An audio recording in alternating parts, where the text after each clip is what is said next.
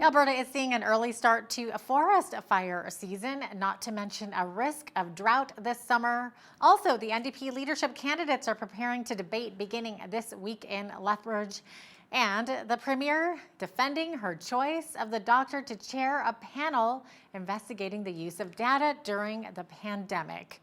A lot going on in the province this week, and here to chat about it all is Tyler Dawson, who is the Alberta legislative correspondent for the National Post. Tyler, great to have you on again. Welcome back to Bridge City News. Thanks for having me.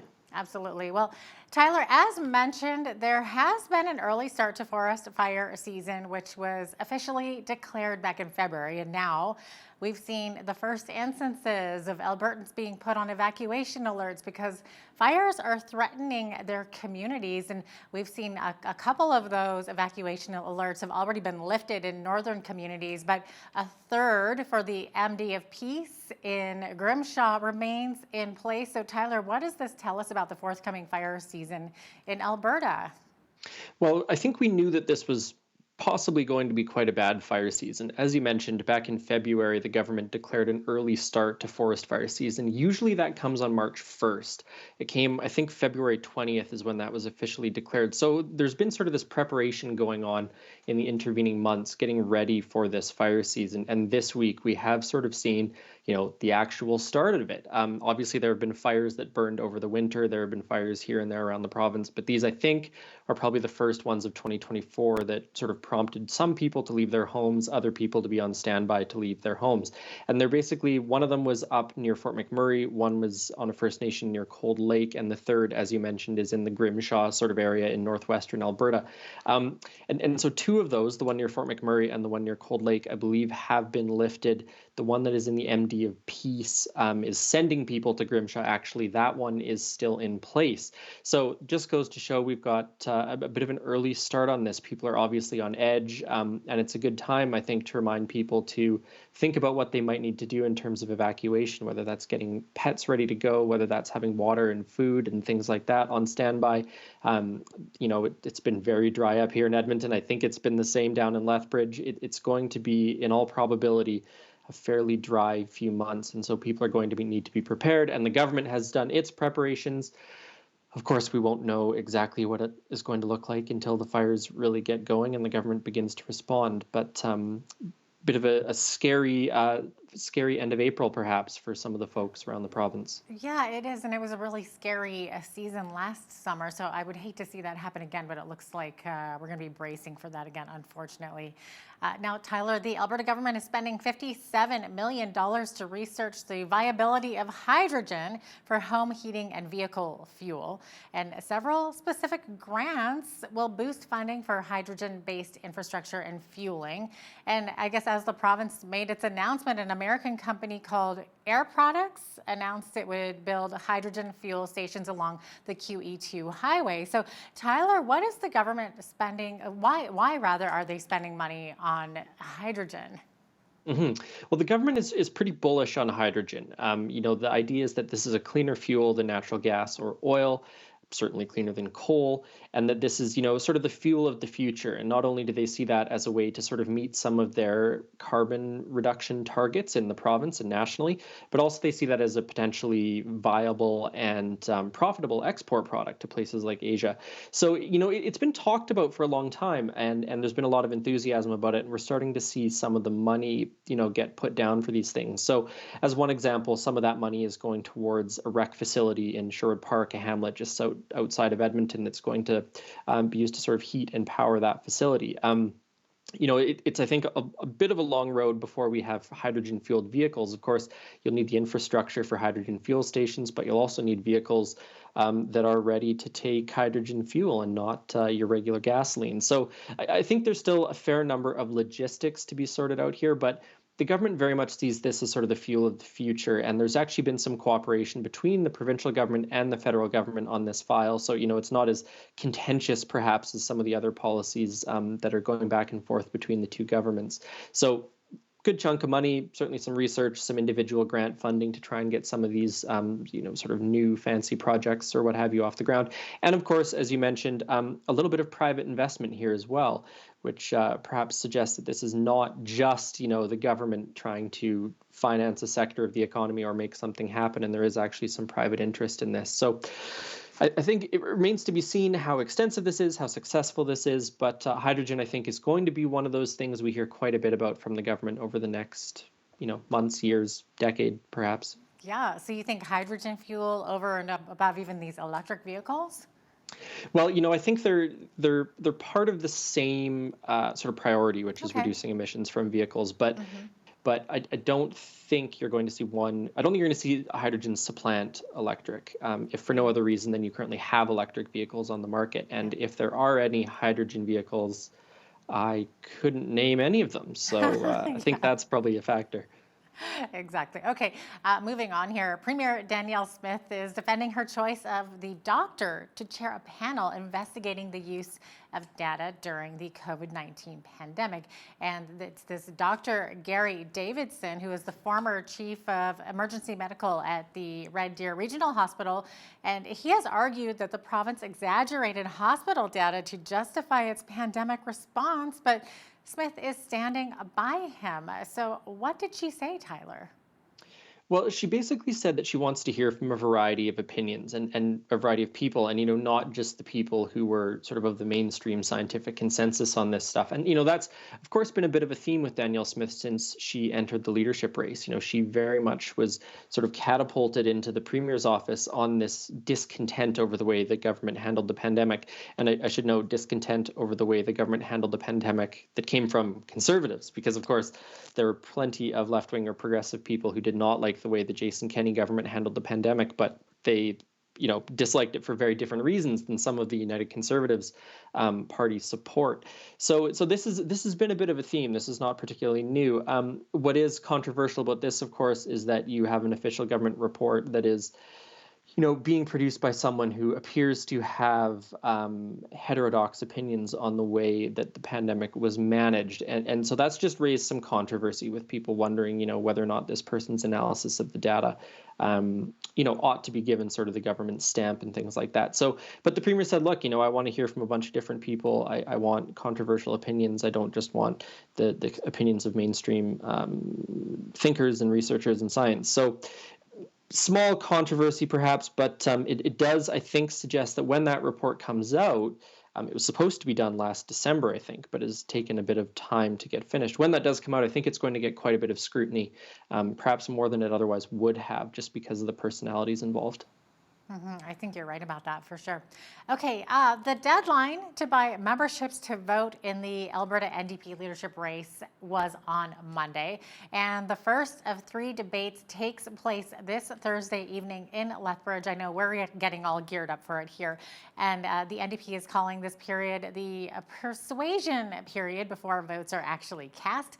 And the new leader will be selected on June 22nd, of course. So Tyler, what is the current state of the race?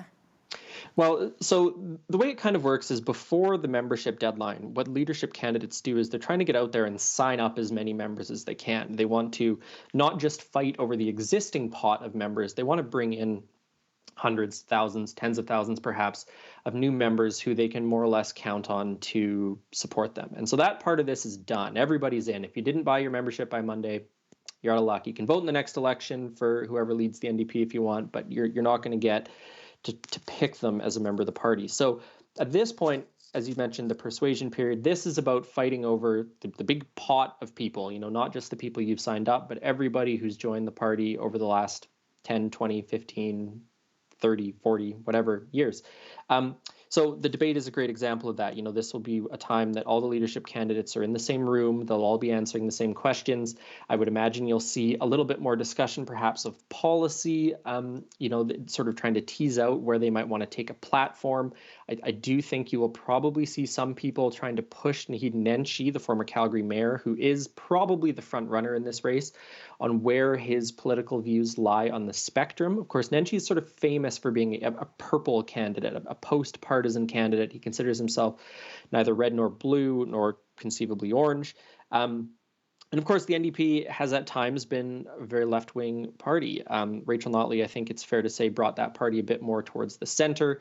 Certainly, there are candidates running right now. Gail McGowan, the president of the Alberta Federation of Labour, for example, is a fairly old-fashioned workers-style New Democrat. So I think those are some of the issues we're going to start to see teased out, starting with this debate on Thursday. And it's very much going to be the period of time when the candidates are trying to distinguish themselves from the pack, appeal to the members that are out there, because, of course, you don't want to win and then find out that some huge portion of the party really hates you. That's a whole other problem that they could deal with. So I expect we're going to find out, more and more about these candidates. And I think now that we're in this period, from a media perspective, probably people are going to pay a little bit more attention to the race, which I think is, probably a good thing. We think about how much attention was paid to the race to replace Jason Kenney 2 years ago. So it'll be an interesting new phase. And as you mentioned, June 22nd, we will find out who replaces Rachel Notley. Yeah, that's exactly right. Okay, so we mentioned wildfires earlier, but we're also being told that Alberta is facing a real risk of drought this summer. So while we don't know the full extent quite yet because snow melt water is still entering the system, the government did take several steps to ensure that there will be enough water for human, agricultural, and livestock needs. And I know that a major water sharing agreement, mostly in the south of the province, was announced last week. And it will see multiple municipalities reduce their water use, including here in Lethbridge, and industrial operations and irrigation districts have also agreed to use less water. So this will have an impact on Albertans, won't it, Tyler? But what might those impacts actually look like? Yeah, it certainly will. At this point, we can already see some of those impacts. A great example of that, maybe a funny example of that, is that in Calgary, the city is not washing its municipal vehicles as often to try and conserve water. So, your local bus or truck taking municipal workers out somewhere might be looking a little bit shabby, and that's because they're trying to save water. So, it would not surprise me at all if we saw further restrictions coming in municipalities, whether that's a prohibition on watering your lawn or watering your garden. There's certainly going to be guidance for people to try and limit their showers, limit the amount of dishwasher use, limit the amount of washing machine use. All those sort of water intensive processes that go on in the household. There will certainly be guidance to try and limit it. There may be bylaws preventing it in the months ahead. But of course, you alluded to this water sharing agreement, which is the much bigger issue, which is that we have all this water in the province and it's divvied up by various businesses and municipalities and so on and so forth. And so what this water sharing agreement does basically is it's looking at, I think, 3 or 4 river basins, as you mentioned, primarily in the south of the province. And they've sort of voluntarily said that, if we end up in a drought situation, we're not going to take our full portion of it. We're going to, make sure that there's enough for everybody to get water. And a good example of that is one of the irrigation districts down towards Lethbridge. I think it's St. Mary's, but I could be wrong about that. Your farmers are going to get 8 inches of water per acre, I think. Anyway, it's less water than they would like. I can tell you that. It's less water than they would like. It's enough probably to grow a crop. It's not enough to grow, the world's finest crop. So that's an example of, sort of reductions in some of the water that's going to be available to not cause too much economic damage, to avert catastrophe, but to also make sure that there's enough water for all of the other uses in the province. And this actually isn't limited just to southern Alberta, although that's generally the driest part of the province. But northwestern Alberta is quite dry as well. There are some implications for Saskatchewan because of this, because, of course, our rivers go on to Saskatchewan, although there's actually been quite a bit more rain and snow in some parts of Saskatchewan. But the point is, the water issue is an issue. There is, at this point, seems like a shortage.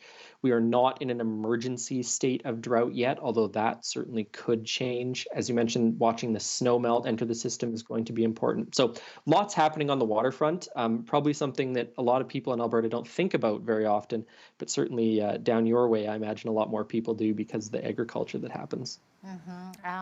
Almost out of time here, but maybe time for one more question. Alberta's United Conservative Party is always seemingly liking to fight with Ottawa. The latest battle is the new legislation, of course, that if passed will give the province oversight on deals inked with the feds. Mostly this was expected to affect municipal governments who may be trying to sign energy or transit or housing deals with the federal government. So they're concerned about increased tape, Tyler, but what else are they concerned about? Well, there's been a concern raised by universities and colleges, actually. A lot of the funding for that stuff comes from the federal government. There's an application and an approvals process, money goes to the university.